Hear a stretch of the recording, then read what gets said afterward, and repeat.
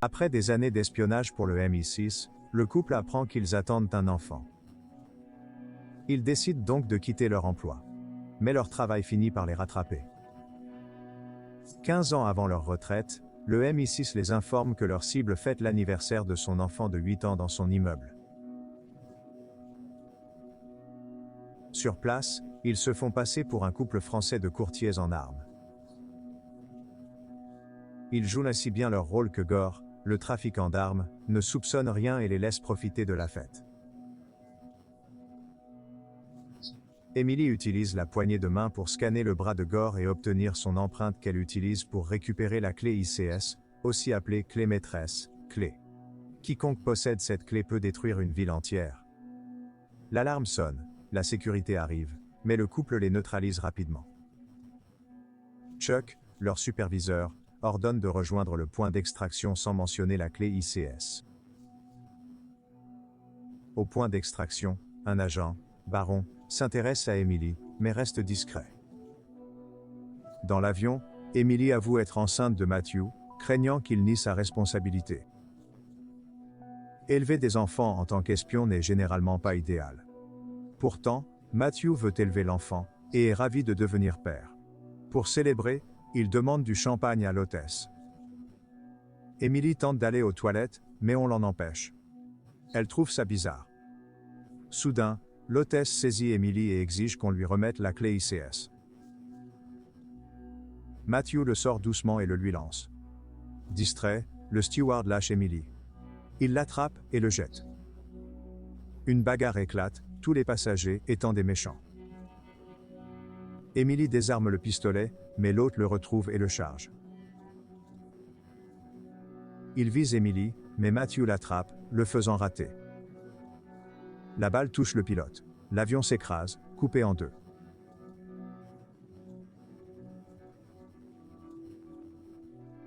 Avant de comprendre ce qui se passe, l'avion va s'écraser au sol. Matthew donne le dernier parachute à Emily pour qu'elle se sauve.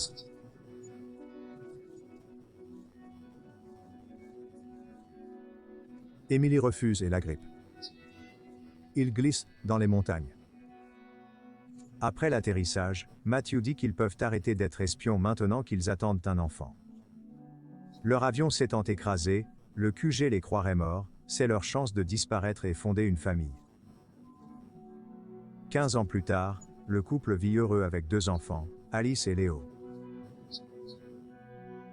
Alice, ado têtue, les effraie parfois quand elle désobéit, mais elle est assez futée pour détecter leurs mensonges, comme quand elle a entendu son père parler russe, les accusant de mentir sur leur vraie identité. Dans la voiture, Emily propose gentiment à sa fille d'aller au ciné, mais elle refuse, prétextant une séance d'études. À l'école, le couple observe leur fille embrasser son copain, utilisant même des jumelles pour mieux voir. Voyant ça, Alice les interpelle, pensant qu'ils agissent bizarrement devant ses amis. Chez eux, Emily se plaint sans cesse du soin qu'elle porte à sa fille, chose qu'elle n'a jamais reçue de sa mère. Entendant un bip, elle découvre que c'est l'ordinateur de sa fille. Après des essais de mots de passe, elle voit un papier derrière l'ordi et devine le bon. Matthew la rejoint, et elle suggère qu'Alice pourrait leur mentir. En tant qu'espion, ils doivent toujours surveiller leurs enfants. Elle entre le mot de passe et découvre qu'Alice n'est pas chez son amie, contrairement à ce qu'elle a dit. Grâce au GPS du téléphone, ils découvrent qu'elle est dans un club. Arrivé là-bas, le couple dit à leur fille de partir, mais elle fait remarquer que d'autres jeunes de son âge s'amusent aussi, révélant avoir une fausse carte d'identité pour entrer dans le club. À ce moment, un type aborde Emily, disant qu'Alice ne part pas, la traitant de boomer. Quand Emily commence à partir, le gars l'attrape. Furieuse, Emily le saisit à la gorge et lui fracasse la tête sur une plateforme. Une énorme bagarre éclate, et Matthew doit se battre aussi. Le couple finit par gâcher la fête. Matthew voit un gamin les filmer et prend son téléphone pour effacer la vidéo. Dans la voiture, il se dispute sur son mensonge d'étudier chez une amie. Elle est plus curieuse de savoir comment ses parents se sont battus au club. Ils mentent encore, parlant de cours de taekwondo qui les ont rendus protecteurs. Emily ne les croit pas et retourne dans sa chambre. Emily se remémore leurs bons moments d'espion pendant qu'ils en discutent. Pour détendre l'atmosphère, Matthew Matthew tente de l'apaiser en rappelant qu'ils ont choisi de quitter cette vie pour la famille qu'ils ont fondée. Pour détendre l'ambiance, Matthew s'entraîne avec elle. Alice accuse son petit frère d'avoir révélé sa position, mais il nie, tout en se réjouissant qu'elle soit punie. Le lendemain matin, Chuck leur rend visite. Matthew est stupéfait de le voir. Chuck explique les avoir trouvés grâce à une vidéo d'eux tabassant des hommes en boîte. Il révèle aussi que Baron, leur collègue, les a piégés et travaille avec Gore. Il veille sur eux et pense que leur maison n'est plus sûre. Ils doivent partir. Il n'a pas le temps de finir qu'un sniper là-bas. Des mercenaires surgissent et ouvrent le feu sur eux. Les enfants sont à l'école. Ils esquivent les balles et fuient en voiture pour les récupérer. En fuyant les poursuivants, Matthew avoue avoir gardé la vraie clé lors de l'incident de l'avion. Il révèle l'avoir cachée chez la mère d'Emily en Angleterre. Emily est compréhensiblement fâchée qu'il lui ait tout caché. Quand une voiture s'approche, Matthew lance un Coca Light rempli de Mentos sur les méchants. L'explosion les fait perdre le contrôle et percuter un camion, les envoyant valser. Ils récupèrent vite leurs enfants et filent droit à l'aéroport. Les enfants posent plein de questions, révélant des secrets gardés toute leur vie. Emily répond en disant que sa grand-mère est vivante et qu'ils vont y séjourner. À Londres, le couple se cache des caméras et Alice reste perplexe. Ils prennent vite un bus vers un parking isolé et volent une voiture, prétextant que c'est leur chauffeur qui l'a laissé. Pendant ce temps, Baron arrive à l'aéroport, suivant les caméras pour les localiser, et des hommes de Gore les filent aussi. Dans la voiture, le couple demande aux enfants d'éteindre leur portable pour éviter d'être tracés. À court d'essence, ils décident de s'arrêter à une station-service. Les enfants commencent à se disputer sur la vraie identité de leurs parents. En voyant leur passeport, ils sont choqués de constater qu'ils ont des noms différents. Un des enfants cherche même leur nom sur sa console, découvrant qu'il appartient à une personne décédée. Le couple commence à réfléchir à comment évaluer la situation. Matthew explique qu'ils doivent récupérer la clé ICS et la porter au MI6 pour l'immunité. À ce moment-là, un groupe d'hommes de Gore arrive à la station-service. Voyant ça, Matthew utilise une pompe à essence comme lance-flamme pour repousser les méchants, tandis que Emily s'engage joyeusement dans un combat corps à corps. Leurs enfants regardent, stupéfaits, se demandant si c'est vraiment leurs parents qui font ces cascades. Après la bagarre, le couple emmène rapidement les enfants dans la voiture et démarre. Baron arrive avec son agence, et Matthew, pour créer une barrière, tire sur un camion transportant d'énormes tuyaux, le faisant tomber sur la route pour bloquer Baron et ses hommes qui les poursuivent. Dans la voiture, les enfants sont déterminés à savoir qui sont vraiment leurs parents. Ne pouvant plus se défendre, Matthew révèle qu'ils étaient espions pour la CIA, mais c'était du passé. À ce moment, Matthew voit que l'interrupteur de son fils a une connexion Wi-Fi, il le prend et le jette sur la route. Arrivant chez la mère d'Emily, un coup de feu retentit soudain, révélant que mamie vient d'abattre un oiseau inoffensif. Une dispute éclate entre mère et fille, mais elle rentre pour en parler. Matthew tente d'apaiser la tension en révélant leurs vraies intentions. Nigel, l'amant de mamie, arrive et demande aux enfants de l'appeler papy. Baron localise leur position, apprenant que la mère d'Emily était du MI6. Nigel montre aux enfants sa pièce spéciale, tentant d'impressionner Léo.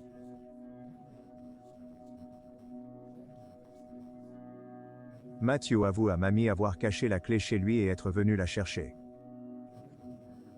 Emily révèle que sa mère n'a jamais été présente durant son enfance. Mamie réplique que sa fille la déteste, Alice écoute en cachette et s'éclipse. Grand-mère avoue avoir toujours jonglé entre travail et maternité, mais Emily a insisté pour aller en pension aux États-Unis. Le couple part chercher la clé pendant que grand-mère en profite pour se rapprocher de sa petite fille. Pendant ce temps, un groupe de miliciens armés réussit à s'infiltrer dans la propriété. Après avoir trouvé la clé, le couple entend du bruit dehors. En rentrant, ils sont choqués de voir grand-mère et Nigel ligoter. Ils la détachent rapidement, mais se retrouvent vite encerclés par les hommes de Chuck. Stupéfait de le voir vivant, Chuck révèle que les tireurs lors de sa visite étaient des imposteurs. Tout s'est déroulé selon son plan. Il voulait qu'ils le mènent aux clés, sachant qu'il les avait. Il explique qu'après leur disparition, l'agence l'a blâmé pour la perte des clés et l'a licencié. Il a tout perdu et compte vendre la clé au marché noir pour tout récupérer.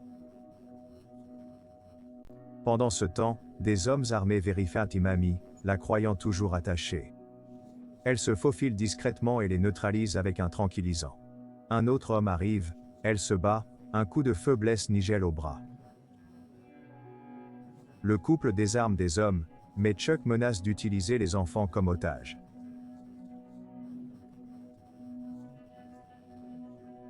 Ils sont ensuite assommés par derrière. Réveillés par Mamie, ils examinent les caméras pour trouver des indices. Heureusement, Léo révèle qu'il porte toujours sa bague au pouce.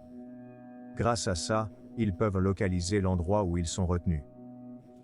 Chuck veut vendre la clé au plus offrant, Gore envoie ses hommes la récupérer. Chuck commence par démontrer les capacités de la clé. Grâce à son génie informatique, il coupe le courant de la ville d'un clic, ouvrant même la barrière maritime contrôlée par la marine d'État. Les acheteurs commencent à enchérir. Le couple atteint l'immeuble, mais des gardes bloquent l'entrée. Ils doivent se battre comme des fous pour les vaincre. L'enchère se termine, la clé est vendue pour 250 millions d'euros. Baron arrive et révèle au couple qu'ils savent que Chuck est derrière tout ça. Ils doivent coopérer pour l'arrêter. Ils trouvent Chuck, qui s'enfuit du bâtiment. Le couple le poursuit. Chuck appelle son équipe pour emmener les enfants au bateau pendant qu'il s'échappe avec eux. Sur la route, les hommes de Gore les arrêtent, exigeant la clé. Le couple affirme ne pas l'avoir. À ce moment, un sniper apparaît sur le visage d'un des gars, révélant que le tireur n'est autre que la mère d'Emily. Les hommes de Gore se rendent, prennent leur moto et poursuivent Chuck, déjà parti en bateau avec les enfants. Pendant ce temps, des hommes de Gore sont informés de leur fuite, alors un autre groupe poursuit le couple à moto, mais après un virage serré, ils finissent dans une benne, tandis qu'Emily pousse son poursuivant sur une plateforme, le faisant chuter. Emily trouve un bateau et poursuit Chuck, Matthew les rejoint peu après. L'un des hommes de Chuck contrôlant la clé est appelé à les rejoindre. Nigel, ne pouvant rester inactif en voyant les hommes de Chuck, fonce à toute vitesse pour percuter la voiture, faisant perdre conscience au conducteur. Il entre et dit à grand-mère qu'il a la clé, elle lui demande de fermer la barrière. Mais ayant menti sur son CV à l'entretien, il ne sait pas quoi afficher sur l'écran, il panique et appuie sur des boutons au hasard qui renvoient des codes d'erreur. Emily atteint le bateau. Les hommes de Chuck attaquent, mais sont vite maîtrisés et jetés à l'eau. Nigel, paniqué, appuie sur des boutons au hasard, et la barrière commence à se fermer. La famille saute à l'eau. Chuck tente de les retenir, mais Matthew et sa femme le frappent en sautant. Avant que Chuck ne se relève, le bateau s'écrase contre la barrière. La famille est enfin en sécurité. En Amérique, Alice marque un penalty et gagne son premier championnat.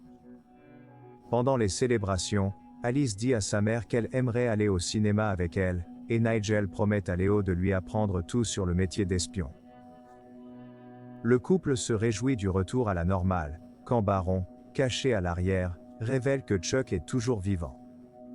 Emily cherche un partenaire pour le combat, mais pas Matthew. Curieux, Baron dévoile que c'est son père. Matthew est stupéfait, car Emily n'avait jamais mentionné que son père était en vie.